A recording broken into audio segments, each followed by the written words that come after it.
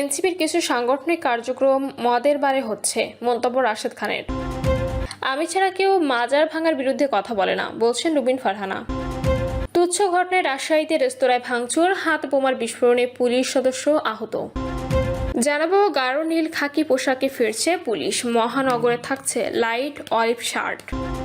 এবং সর্বশেষ জানাবো মাটি বালু খেকোদের শেল্টার দিন জামায়াত এমপির পিএস, অডিও ফাঁস। দর্শক শুনছিলেন সংবাদ শিরোনাম, এবার জানিয়ে দিব বিস্তারিত সংবাদ। তবে তার আগে অনুরোধ থাকবে ভিডিওটিতে একটি লাইক দিন এবং ভিডিও সম্পর্কে আপনাদের গুরুত্বপূর্ণ মতামত কমেন্ট করে জানিয়ে দিন। এনসিপি কিছু সাংগঠনিক কার্যক্রম মদের বারে হচ্ছে, মন্তব্য রাশেদ খানের। আমাদের তরুণ বন্ধুদের দ্বারা গঠিত এনসিপি কিছু সাংগঠনিক কার্যক্রম মদের বারে হচ্ছে শুনে ভালো লাগলো বলে মন্তব্য করেছেন বিএনপি নেতা রাশেদ খান। পোস্টে রাশেদ খান লিখেছেন, সংগঠনের আন্তর্জাতিক মান রক্ষায় এছাড়া উপায় আছে। এনসিপি বিদেশ থেকে পড়াশোনা করে আসা বা আন্তর্জাতিক এনজিও কাজের সঙ্গে সম্পৃক্ত বেশ কিছু নেতা আছে। ওইসব দেশে মদের বারে আড্ডার ছলে কাজ করা খুব স্বাভাবিক ব্যাপার।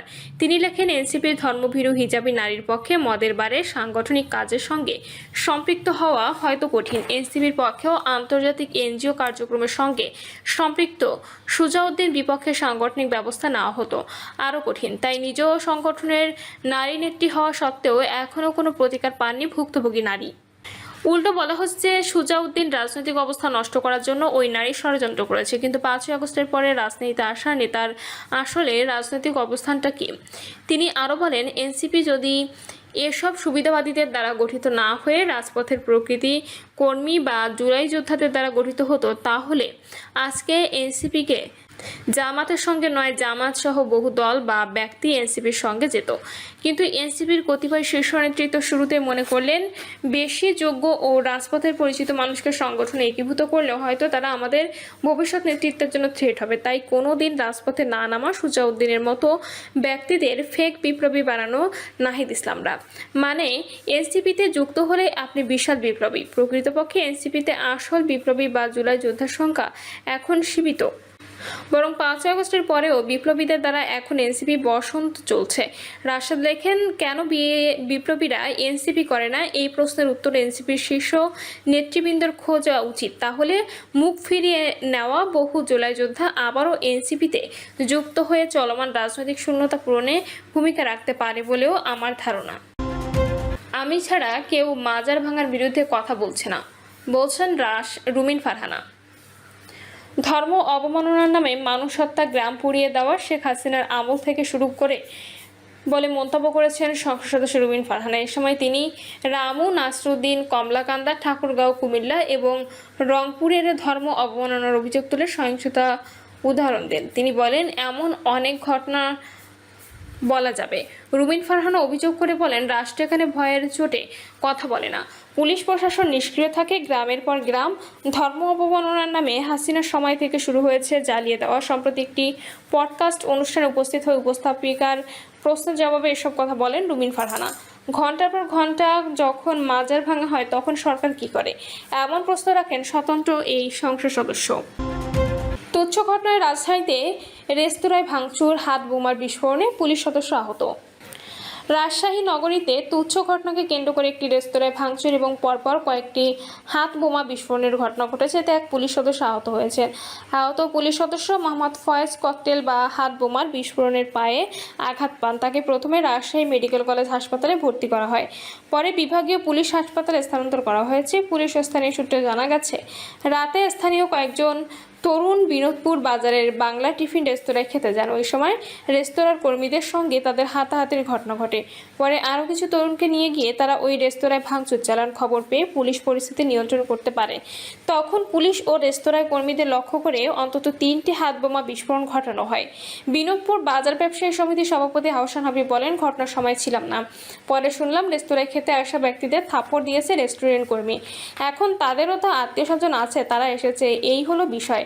আমরা এটা মীমাংসা করব। ওসি বলেন, পুলিশ সদস্য আহত হওয়ার ঘটনায় আইনগত ব্যবস্থা নেওয়া হবে। এছাড়া রেস্তোরাঁর মালিকও হামলার ঘটনায় আলাদা মামলা করার প্রস্তুতি নিচ্ছেন। মামলা হলে আসামিদের গ্রেপ্তার করা হবে।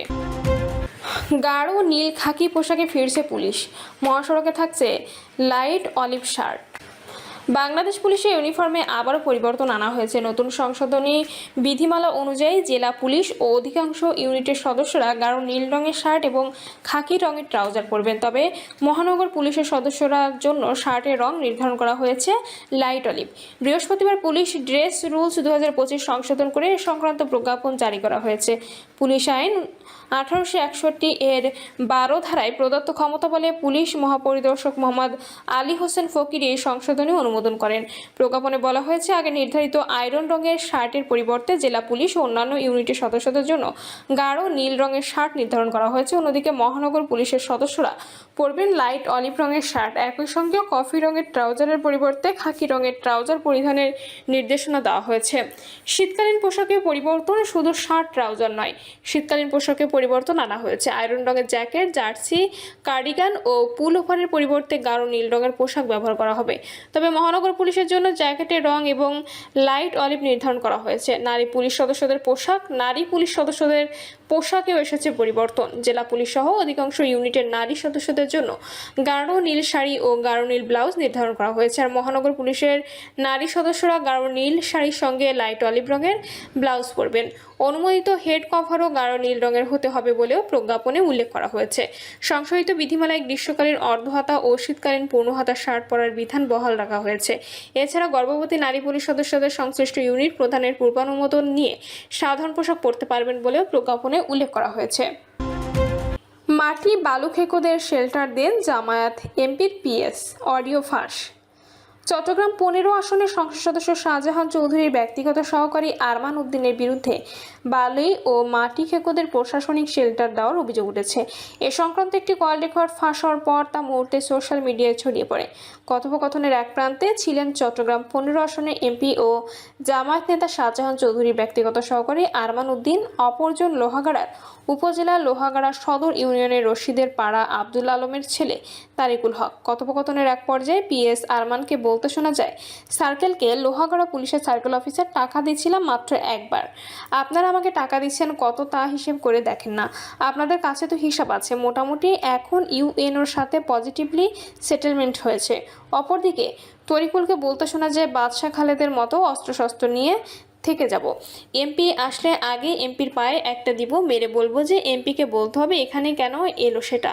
এখানে এমপি হচ্ছেন আরমান সাহেব, কেন আসবে এমপি এখানে? এমপিকে লোহাগাড়ায় আসতে নিষেধ করবেন। আমরা চিনি এমপি আরমান সাহেব। এ বিষয়ে জানতে তারিকুল হকের মোবাইলে একাধিকবার কল করলেও সেটি বন্ধ পাওয়া যায়।